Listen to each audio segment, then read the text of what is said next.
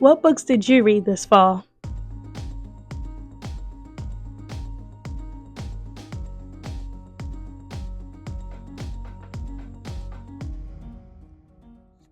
Hello, readers. My name is Sierra, and this is Sierra Reads and Writes. On this channel, I love to talk about reading, writing, and creating amazing Black female main characters who empower themselves despite their circumstances. It's technically still fall in Illinois. There's no snow. The weather is semi decent, but I think it's time to wrap up our books for the fall. Whenever I make a book list, or at least a TBR pile, mine's a little bit different. I try to go by seasons, and I try to pick as many possible options I will want to read because I'm a little bit of a mood reader. If I set in stone exactly these are the 4 books I'm going to read in October, it doesn't work out. I tried it and I failed. This video, I'm going to be ranking all the books that I read during the fall. So I created a separate ranking system already, and I'm going to insert, a clip of as we go along when I insert the books into my ranking.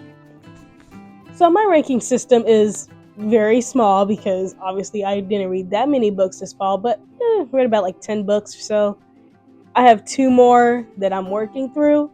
But out of the ones I did read, I read 9, 10, however many that show up on the screen if you're actually counting, because I'm not. So this ranking system is going to go by 3 letters, A, B, and C. I tried to be a little creative. So as you can see, I have A for A, as in that was a hype book. I absolutely loved it. Fire, amazing. I have B as in B for real. It's not bad. It's right underneath A, obviously. It's decent. It's a pretty decent book. Maybe some elements probably just irritated me, especially because a lot of the books I read this fall were very heavy topics. So if it falls in that realm, it's B for real. And the last one is C, as in you see this, as in it's not good. Maybe I just didn't vibe with it. Maybe it's a different time period for me when I read the book, if I ever do pick it up again and try again. But that's my ranking system. All right, so these books are in no particular order because my recording part is different when I did the snippets of the ranking system. But the first one I have down is No One Can Know. So now this book covered a kind of a whodunit going into the future. So it's 3 sisters and their parents are dead. And so it fast forwards about, 10 years or so. And all the sisters are gone. None of them live in the area. And one of the sisters, she is married. She is now pregnant, but her husband kind of lost the house they were going to be moving into. So they don't have a place to live in the place that they are living in. They are pretty much they signed the papers. They're getting ready to move out, so they have nowhere to live. Her husband suggests, why don't we live in the house that you grew up in? Because her and her sisters still are the owners of the property. And she's like, I don't know about that, because she never told him that her parents died in the house. So the story follows her as she goes back to town, and she has always been ostracized because everyone believed, well, mainly the police officers who took on the case, they believe wholeheartedly that she killed her parents.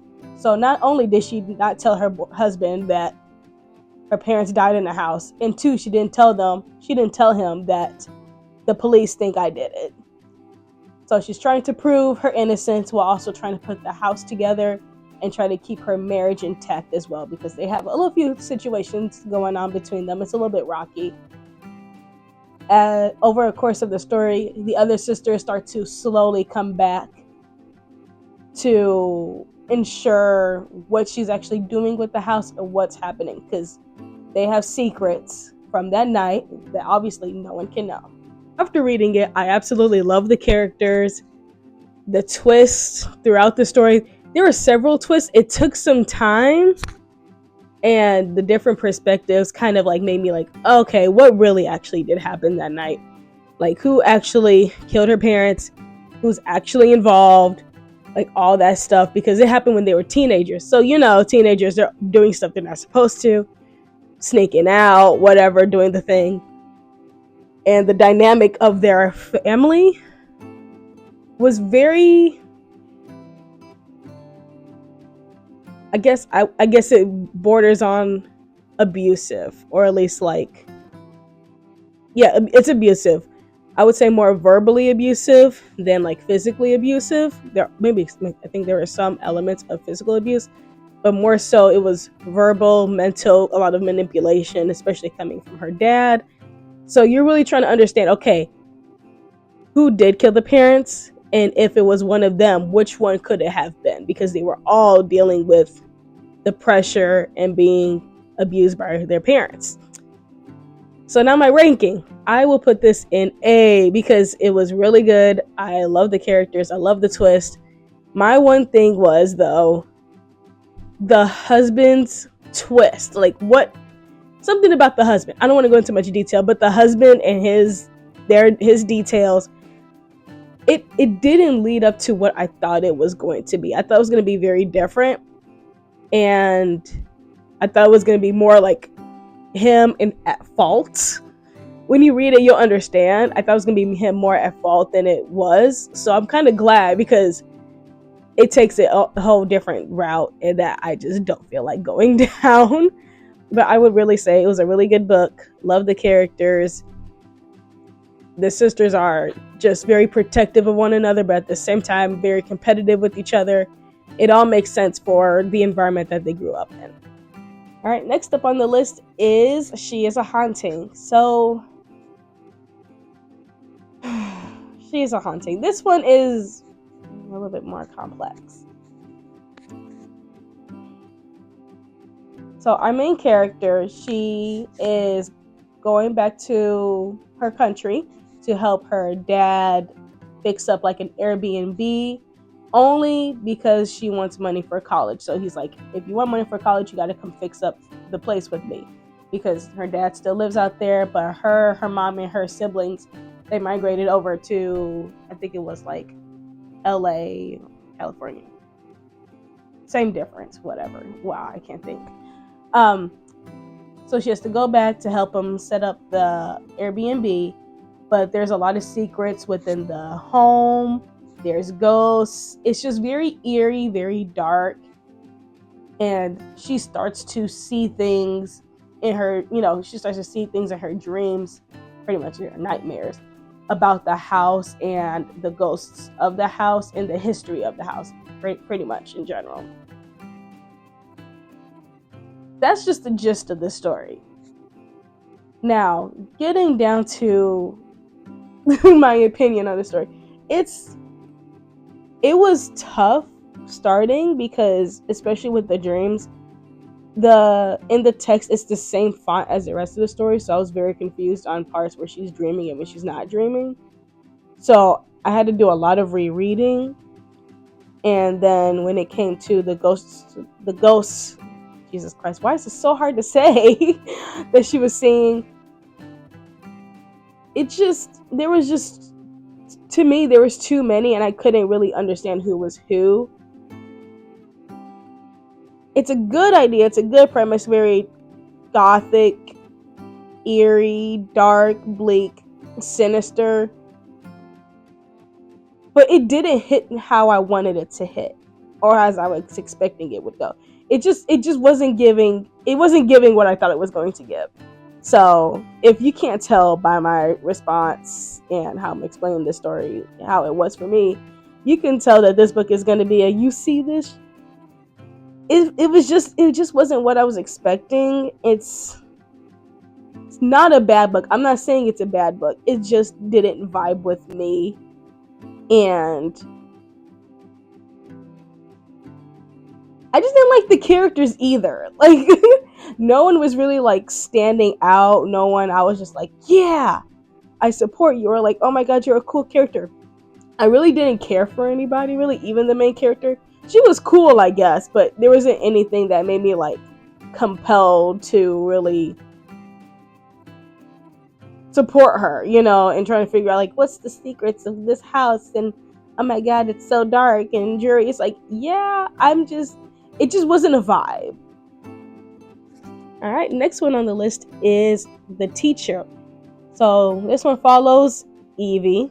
Is it Evie or Eve? Eve. Eve. I'm going with Evie. I'm not pulling it up. This is going off based off my memory. But Evie and her husband have a very interesting marriage. She's cheating on her husband, but they just have like a very weird situation going on. Like she feels like extremely distant from her husband. It's just really weird. It's very weird. It's like she has a compulsive tendencies. It's just awkward. It's just straight up awkward when you start to read about their marriage. Now, beyond that, though, there is a character who pretty much got a teacher fired. And now this student, it's a student at their school because they're both teachers. This student is now a student in both of their classes.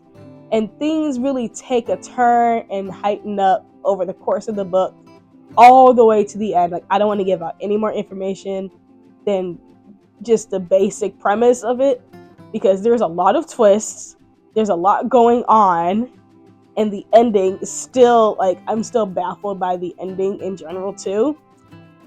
But I will say though, if you like Lifetime movies, and not everybody does, but I personally do, if you like Lifetime movies, this reads like a Lifetime movie, and I absolutely love this. So obviously it's going to be a A.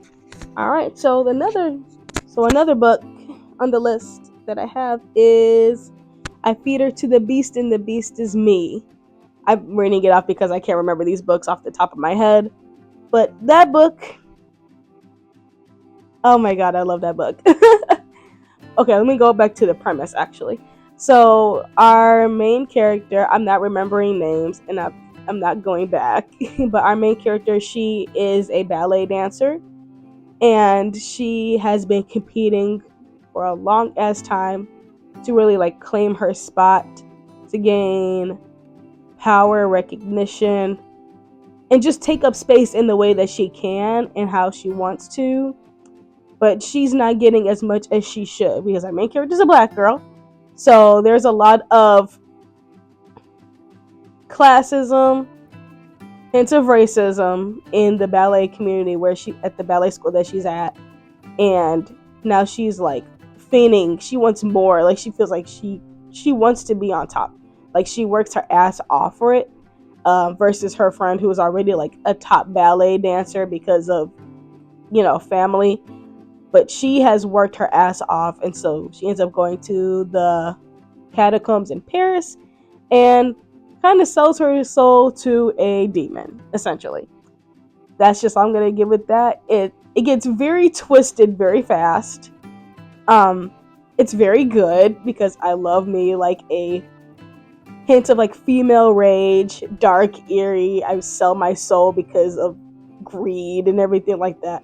I love that, especially for a black character who really just wants more power, who wants to gain power, prestige, and wants to get to the level of success that they know that they deserve to be at.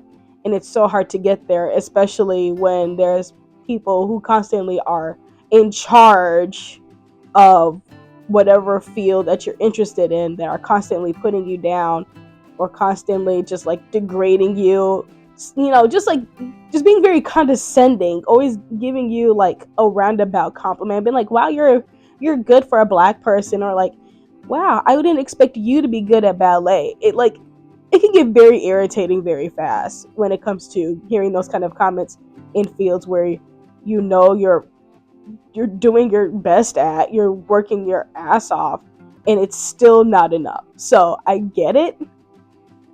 So that was really what really amped me up when I was reading it. I get it, and I love it. The other characters are they're okay, I guess. But mainly it's just our main character who really just like sells it, because obviously she's the main character, She's going to sell the book, essentially. She does better than anyone else in the story. but ultimately, like, she obviously turns into a beast, essentially, or at least tied into the demon itself. And I just love it. And I've seen the new cover of it. The first cover is so fucking beautiful. I absolutely love it. But I've seen the updated one. Oh my god, it's gorgeous. I highly recommend this book. So if you can't tell, this book is definitely going in the A category because I just love it. I love it so much. Alright, so the next one is My Sweet Girl. And this one was very, very good. I read Amanda's book, You're Invited. I think it was like a year or two ago, something like that. And it was amazing. I absolutely loved it. So I was really intrigued to read more of her work. So when I saw My Sweet Girl, I was just like, yes. Whatever she's going to write, I'm going to read it. And so this follows our main character who was adopted into a family from Sri Lanka. And I guess I don't want to give it away, so I'm not going to say the information because that's not part of the actual summary. So essentially, she lives in the city, and she ends up getting a roommate who is also Sri Lankan, and pretty much alludes to her that he knows her secret. Okay, so he knows her secret. She's already automatically like, fuck, what do you know? what information do you actually know? And then she goes back to her apartment and he's dead. So she calls the police, but not right away, which is really sketch. She calls the police a little bit later, and when they come in, the body's gone. So our main character is trying to figure out, where is he? Is he dead? I know he's dead. I swear I saw his body, but his body's not there anymore. Where did he come from? What is his background? Because she doesn't even know his background, essentially. Like, he just became her roommate. So she figures out, so she's figuring out where he came from, what secrets does he know about her, just like, where the hell is he? Like, essentially, like, where did he go? So she kind of teams up with a friend of his to try to figure out where he is. At the same time, you start to piece together her past, her time at the orphanage.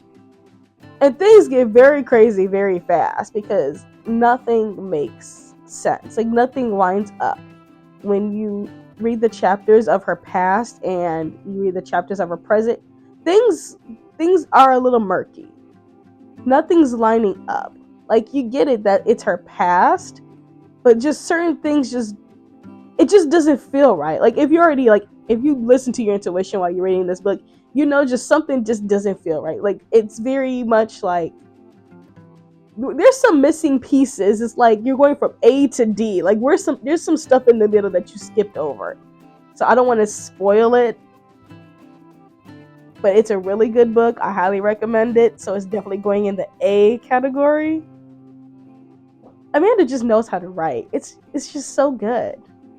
Next up is The Spare Room. So this story follows our main character who is having a tough time with her fiance, who is now no longer her fiance. They call off the wedding. So it's during COVID, and she just feels very uncomfortable being in the space with him. So she ends up reconnecting with an old friend on Instagram from high school, and she ends up staying with them during the time period until everything's lifted or whatever. So she stays with this friend and her husband, and things are just weird because supposedly that they had a friend who not necessarily lived in the area, but a friend who was always in the area, always with them, who just up and vanished. So things are weird already. The other families in the area don't like the high school friend. She's a writer. Yeah, she's a writer. They don't like her. They don't like her husband. They think something's weird with them. They think it's just creepy, weird. They don't like them. And the high school friend and the husband, they're very they don't like this. So we try to keep to ourselves in our own little world. The husband works in security, so the house is extremely secure. But things are just weird as our main character starts to like talk to other people who live in the area, and she really connects with the friend and the husband to the point of romantic connections, and things happen.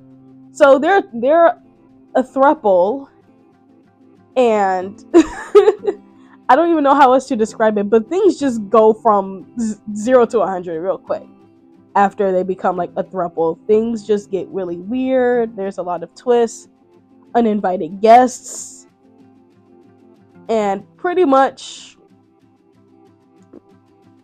somebody ends up leaving on a train. That's what I'm gonna say with that because I don't want to spoil it. So now my ranking. So with this one, I'm struggling because it's not necessarily an A, and it's also not a complete B for real. But the elements of it and the twists that I thought were going to happen didn't happen, and so it very felt much like it was good. I expected something completely different than what it was, and it kind of hurts my feelings. I'm not the author. I'm not saying that. Like it just hurt my feelings a little bit. It's like, okay. I mean, I guess this is the ending. None of it really makes any sense, but I guess this is what we're doing. So I guess we'll have to put it in B for real, because it's not completely like I didn't completely have a trouble navigating the book as I did with She Is a Haunting. It was just, it fell flat for me. But the leading up to it and the mystery of it was good. So it's kind of like, good outweighing the bad type of thing. So that's what we'll leave it on our ranking. On my ranking scale, not your ranking scale. Next up is Where Sleeping Girls Lie. Now, this book, I got it from the library, and I feel like I've seen this like all over on like Book Talk, Bookstagram. So I'm not sure if it really needs a summary, but I'll give like a gist of it just in case if no one else has heard of it. But our main character is a student at a private school, and she's had a lot of loss in her life. She's recently lost her father, and so with being literally the only person left in her family, she goes to the school essentially to pretty much live there because she doesn't have, well, she has family in America, but she doesn't want to go all the way to America, so she wants to stay in the UK. And she goes to the private school, and her roommate, who seems very nice at first, she's very sweet. Things start to get a little bit weird even on the first day of the tour, of her getting her tour. The next day, when our main character wakes up, her roommate just disappears. She's missing, and no one seems to really care. So the main character and the roommate's best friend, they team up to try to figure out what happened to her and what the hell is going on, because it seems like everyone just completely just keeps moving on as if nothing happened. Like no one as if no one really cares what happened to her. They've got like vague information about like, oh, she's fine, but it's like no one's actually like pestering or doing anything about it. So they feel very much like this is unjust, this is very unjust, and it's not fair for the character, for her family, and for our main character and the friend, because it's like there are no questions answered. We don't know what the hell's going on. No one seems to care. We're the only ones that seem to care. Everyone is just going about their business, and it's just very, very troubling and hard for them to navigate the space without her. So there's a mean girl group called the Unholy Trinity. At least that's what the missing roommate's best friend calls them. They start to really attach themselves to the main character and into their world, and she starts to slowly realize there's some weird stuff going on. Not only is her roommate missing, but these girls are very weird, and something's not adding up. So that's just really the gist of the story. And I want to say, like, I absolutely loved it. I love the writing. Farida's work is truly incredible. I want to read more. I've watched some version. I think it's like Sella of Spades or something like that. I think it was on Prime. I watched something of that, but I'm gonna read Ace of Spades. I absolutely love her work. Her writing is amazing. The twists were so good. When I tell you, I hated every single male character. I hated every single one of them, except for the best friend. The best friend was cool. I loved him. He was very sweet. He was written very much just like his own person. I absolutely loved it. But I kid you not, you're going to end up hating a lot of people in this book when you read it, because I do too. But it definitely deserves to be in the A. Next up is When We Were Silent. Now, this story follows our main character, who essentially gets called back into a case that occurred back when she was in high school. So the detective is like, hey, so we're bringing back this case and we would love for you to testify. You're part of the story. So the story really navigates her past in high school and how we end up getting to this court case of essentially a teacher abusing his power and doing things to the students. That's where I'm just going to leave that at. I don't want to get into any like triggers or anything like that. I don't want to get really specific, but it's essentially that story. So if you really just want to, if I just want to put a general term on it, I'll just say Me Too. Just that whole movement. Essentially, that's what this book is about. And God, it's tough. It's a tough one to get through, especially when you slowly realize like these are characters back when they were teenagers. They didn't understand anything. They very much manipulated into thinking whatever is going on is fine and that it's appropriate when it's obviously not. So I will say for this one, with my ranking, the writing was really good. The characters were spot on, and especially depicting such a heavy topic. But I don't think it should be an A because of how heavy a topic it is. But it is depicted very well, so I would put it in the B for real, as in like, let's be for real when it comes to how heavy it is and the topic and the discussion that it really brings about, especially in a fictional book too. So it's more so like just a way of me being cautious and being respectful when it comes to girls and women who have experienced what these characters have experienced. So I don't want to like hype it up when it's not really a hyped up type of thing, but it really does cover a lot of serious topics, and it definitely deserves to be read. And yeah, I'm gonna put it like that. All right, last one is Death at Morning House. So this one follows our main character, who kind of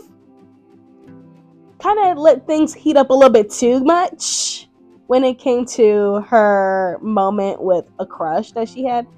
So she ended up burning a house down, or at least nearly burning it down, where the family had to do a lot of renovations.